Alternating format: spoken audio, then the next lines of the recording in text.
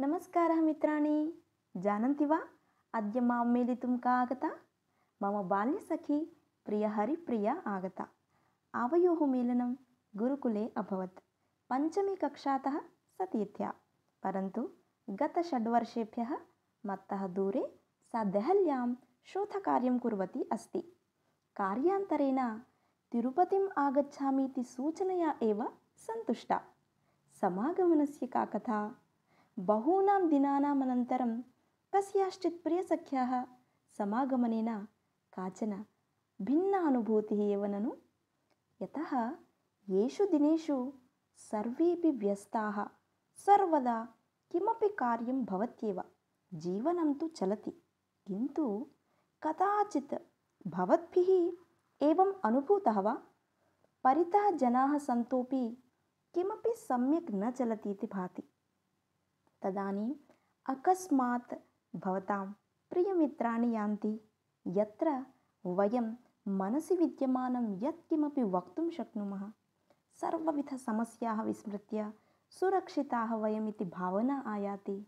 हृदि हर्षः, अक्षिणि आनन्दबाष्पानि, मुखे प्रसन्नता, विशिष्य तन्यतारहिताः, टेन्शन् फ्री भवामः।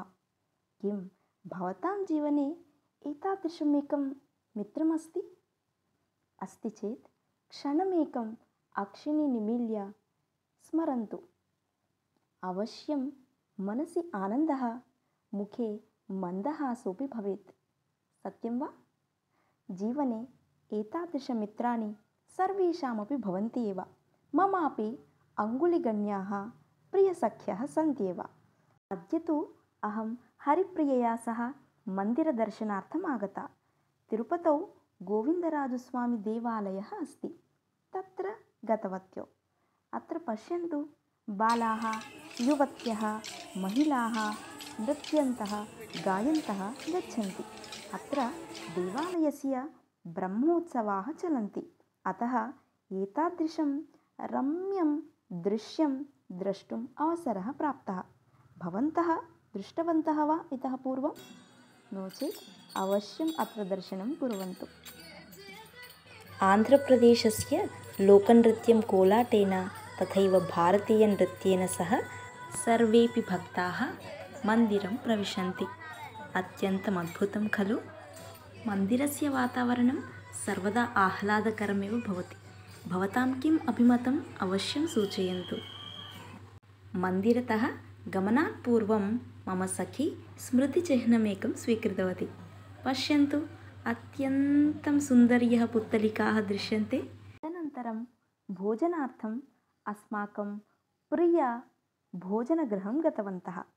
मधुरसंलापैः रुचिकरं भोजनं कृतवत्यौ। तदनन्तरं तु जानन्ति खलु, एतादृशसम्मेलनेन चित्राणि, दृश्यचित्राणि तु भवन्ति एव। आवामपि चित्राणि स्वीकृतवत्यौ। अत्यन्तं मधुरक्षणानि इमानि, यतः आवयोः मैत्री गत 18 वर्षेभ्यः अस्ति इति महान् आनन्दः। तदर्थं भगवते तथा च मम वचनानि श्रोतुं भवद्भ्यः धन्यवादः मित्राणि। एतादृश संस्कृतव्लाग् द्वारा पुनर्मिलामः।